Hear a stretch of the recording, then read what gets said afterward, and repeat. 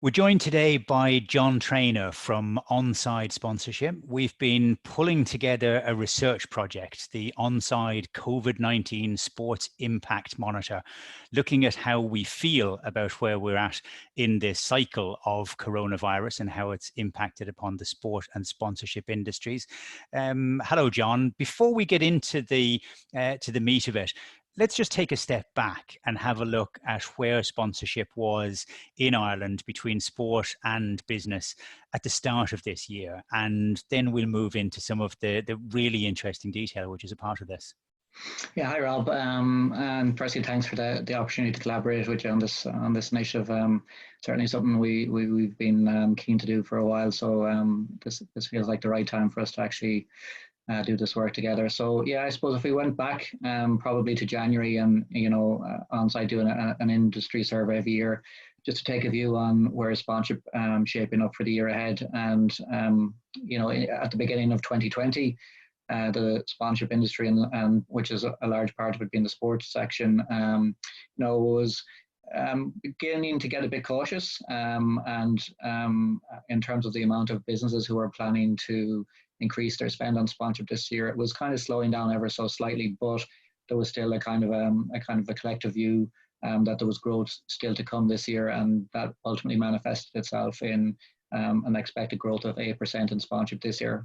So we've been tracking it since the start of January, and come the end of Q1, so by the end of March, that had dramatically shifted in terms of what was actually happening. So our deals tracker, which monitors all of the activity that's happening in sport and sponsorship on a monthly basis, had actually recorded a 14% drop in the level of activity that actually was reporting. So really quickly, within just one quarter, there was a fairly big swing from the cautiously optimistic viewpoint that was in place in January through to what had happened at the end of the quarter. Okay, and certainly something that we could never have imagined, that it was that it kind of caught us out of left field. The way that sport and sponsorship has reacted was really kind of central to what we were asking. And what we did with the survey was, through your own good offices, we put this out there to the sport for business community. And the research was undertaken in that first week of April. So we were into lockdown. Leo had made his St. Patrick's Day speech, and at this point we were in there. So perhaps that was at the low point of where we thought we were going to be. And I think it's fascinating to look at where people actually sort of sensed that both their own life and their own sector and their own properties were engaged in it. Now, it's all anonymized data, but the first one that we're going to look at here is the question of where people's current concerns are, what it is that's got to them in front of mind. And this is across sport, sponsors, venues, all sorts of people that are members of the community. 35% of them talking about event postponement and cancellation being the thing that was really front of mind and concerning them most. Was that a surprise, or is that something that you thought was going to come through? Yeah, no, I think that made a lot of sense to us. And again, these were very much the spontaneous front of mind sentiments and reactions that people were showing. And without a doubt, the fine line between postponement and cancellation was something that we had expected to see. And the trickle-down effect of the concern over what that may mean is ultimately in terms of revenue, and particularly for a lot of sports rights holders, that practical reality of ticketing impact and the loss of revenue that is generated through ticketing. So the fundamental impact that these cancellations or postponements are having are really front of mind. But what we did manage to do then is postponement was one big issue, which was obviously affecting income revenues, but also affecting budgeting. But I think the uncertainty was the other thing that was very spontaneously recorded back to us from your membership base, which was a big frustration in terms of just not really knowing what this all means and where this comes from. And then staff impacts was an important one as well. So they're all very much interrelated, but these were the ones that were kind of burning front of mind issues. Very much so. The uncertainty one very high there at 24%. And I think that's always going to be the most worrying one, because you Yeah. just don't know what the future is. And we've come to a point now, particularly in sport, which is very linear, and we know the calendar and we know when, where, and how things are going to happen. And for all of that to be pulled away, it was very marked. Yeah, yeah. I mean, I think the uncertainty then, manifests itself in terms of, certainly, from a sponsor's perspective, trying to make a judgment call on activation plans. And, so from a rights holder perspective, the uncertainty obviously affected whether, events went ahead and how they implemented them. But equally, from the voice of the sponsors that were coming through the research, you could see that ultimately it was, so where does our activation plan sit and stand, and do we have to shelve them all? And so that uncertainty again was, very challenging from a sponsor's perspective. Now, the next one we're going to look at is the question of how we felt that organizations, government, and ourselves were actually coping with this. And looking at it, our politicians and our ministers and Taoiseach will be very happy, no doubt, with the fact that 80% of our sector felt that they had done a very good job. But the other one that stands out is our sporting organizations, and a lot of confidence in the fact that they've done the job well so far. Yeah, absolutely. And I mean, as a researcher, there's always, or scales that are, varying from, very strong improvement to kind of mediocre improvement. But, across both of those stakeholders that you spoke about in terms of the government, like 80% of the industry feeling and strongly approving with what the government have achieved is really strong. But again, 6 in 10 strongly approving with, how sports governing bodies have performed is a really strong endorsement of the decision making that has been employed by, a lot of the organizations in different shapes and forms. And you can see it later through in the study when, when people are asked to call out, what has been done that was, highly regarded or positive. You had organisations like Basketball Ireland and Horse Racing Ireland being recognised for some of the strides and steps they made when they needed to make them. So, and outside of the sporting organisations in Ireland, encouragingly, the likes of UEFA and their decision around the Euros, again, the right decision made in terms of the IOC and in terms of how they approached the Olympics. Again, very strong alignment and agreement across sponsors, rights holders, and the agencies in Ireland that the calls that were made were the right calls and done well. And it's funny, isn't it? Like, a day seems as though it's been a year in terms of some of these decisions as well. So the IOC were criticised at times for not being quick enough to actually come out with it. But obviously, the complexity of an event like that, you just have to make sure that everything is in place. It would happen this year when we've got Team Ireland going to the Olympics and the Paralympic Games that have got such high hopes, and of course with us hosting Euro 2020 as well, which will still be Euro 2020, just in 2021.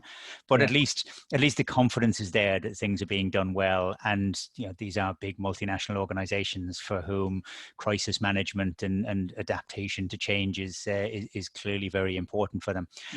I suppose perhaps the biggest question that we were asking, and which has generated a very interesting response, was when we think that the restrictions are going to be lifted, both here in Ireland and in the wider global community for the international competitions.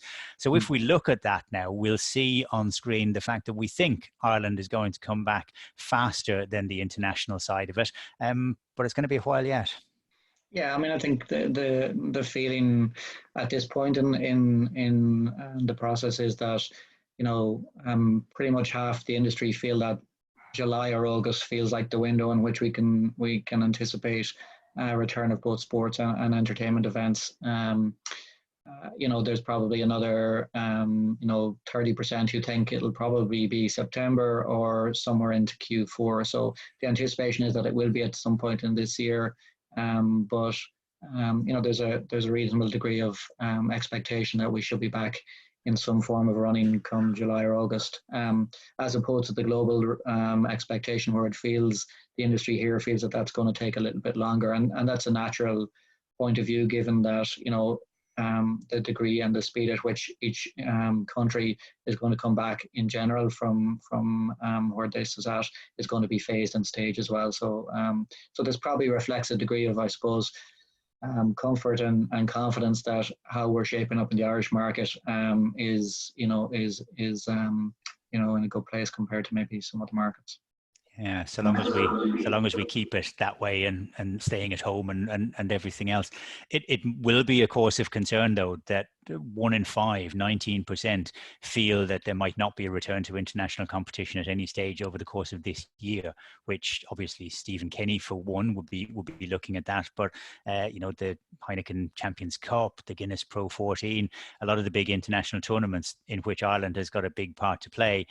It could be that we're looking at 2021 before those are coming in. Yeah, and I mean, I think, the question marks still remain over in what shape or form will the return take. And, it feels like the Bundesliga are kind of maybe stealing the charge in terms of, expectation to be back in by May. But again, under the terms of closed doors. And, so that probably is the question that come May, when we hope to get together to do the second wave of this monitor, that we probably have a better handle on, what is the shape and form of the return, rather than when, but what shape and form will that take, and to what extent will it be behind closed doors or not? Yeah, absolutely. And indeed, whether that will be the right thing to do. Lots of things that are still out there in the unknown. The next area, the fourth area that we want to have a look at in this is our own optimism in the recovery of sport and sponsorship as well. And you split this down into the very personal in terms of our own organizations, all the way through into the wider section of it as well. Is it encouraging, the fact that when it comes to our own organizations, that the level of optimism in terms of a full recovery seems to be stronger? Yeah, well, I suppose it probably expresses and demonstrates what people know themselves. So, the probability is that we all have a better handle on how our own organization is standing today and what shape and form it might take in the months ahead, as opposed to, a more difficult call to make, which is, so what will the Irish economy look like, or maybe even what will the sports industry look like? So, yeah, I think if we've got a collective level of reasonable optimism, stroke confidence within our own organizations, that should probably to some extent be our lead point of view, because we can buy into and believe that within each individual's organizations they can call it themselves in the best way possible. So for me, that's pleasing to see that's the kind of way it's stacking up at the moment. And even down there at the bottom, looking at 58% that are either quite optimistic or very optimistic about sponsorship returning in an Irish context to the levels that we've been at. So I don't think we're going to get that 8% increase this year, but no. hopefully. Yeah, hopefully no, I mean, I suppose, point. Again, it's not that precedent in this case exists because it doesn't, but, certainly it feels to me like, I took some time to reflect back on the industry's voice and point of view when we did research in 2009 post the the economic boom or bust, then that we definitely saw a sharp dip in the amount of sponsors who were saying, yeah, I'm planning to increase my spend, but there still remained that kind of probably a more diverse split, where a third of the market back then were saying, actually, yeah, we're going to continue to try and do more with sponsorship. The third said we're actually going to cut back, and then the other third said, well, we're going to just hold our ground. So it kind of feels like a small bit like maybe that's where we're returning to, as opposed to 2016 and 17, when we had 60% of sponsors in the market saying we're upping our game this year and upping our game next year. So I can certainly see how we're heading back to that kind of environment, but I think it's this piece of research, and it's still very early days into how this is all playing out. But if we've got as you say, 6 in 10 people within believing that the industry will be in a recovering state within the next 1 to 2 years, and that sounds good. Yeah, and hopefully it will be the case as well that sport will be a big part of how we actually come back together again as a nation as well. It always has been. I've been looking at some of the GAA classic action from the past and God, it looks very strange when you see 82,000 people gathered in Croke Park, sort of hugging and kissing each other, and even players going at each other as well. It's funny how our sense of what's normal just changes from time to time. The last piece that I just want to look at today, and we will be pushing this stuff out over the course of this week, prior to actually sending out the full report to all of those who've engaged with it, is this question of how people are both communicating now and what they're hoping to do or expecting to be able to do over the course of it. And it's quite obvious that social media was going to come into its own in relation to this. We did the Irish Sport on Social Media report, and even though the numbers were down, some of the engagement figures were actually very encouraging through March. A whopping 70% plus that are looking to up their game in social media. No surprise there?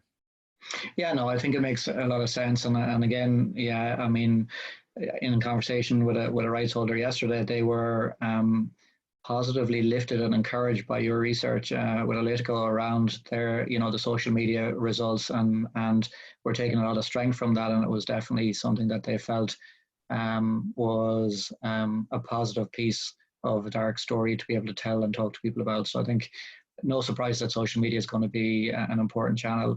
I think, again, the other big spaces will be content marketing, and I think, again, it's a natural space to play in at the moment. And I firmly believe that email marketing, and particularly public relations, I think has a massive part to play in the activation strategies and plans for the rest of 2020.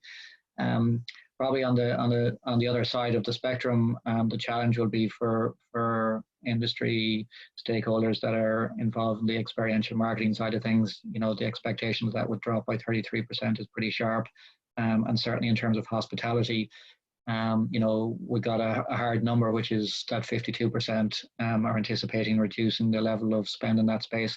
And that stacks up again with some of the conversations we're having, particularly with some major rights holders in Europe, who are anticipating that by the time they switch their events back on, that a lot of the show that goes around it will be scaled back dramatically, and that the focus and the primary objective will be about putting the game on.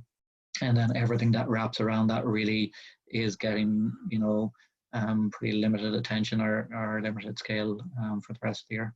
Yeah, I think the experiential side of it, I think there might be ways that people find of actually utilizing social media, and like we've done now with the various different technologies, even to do this interview, that we will find ways and interesting ways that we can engage with people. But yeah, you're right. The idea of the big tent and the big lunch at the big game is probably one that we can put aside until 2021.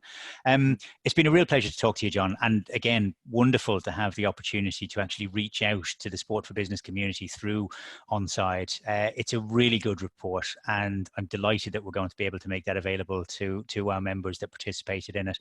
We will be back again in May to touch the pulse, to get a sense as to how far we've come through this dark tunnel. We need a horizon, and while we know that things are going to come back, that level of certainty and increasing that is going to be really important. I think you've played a big part in doing that, of letting us know where we are. That's always the first point in figuring out where you're going to get to. So John Traynor and the team at ONSIDE, thank you very much. Thank you, Rob.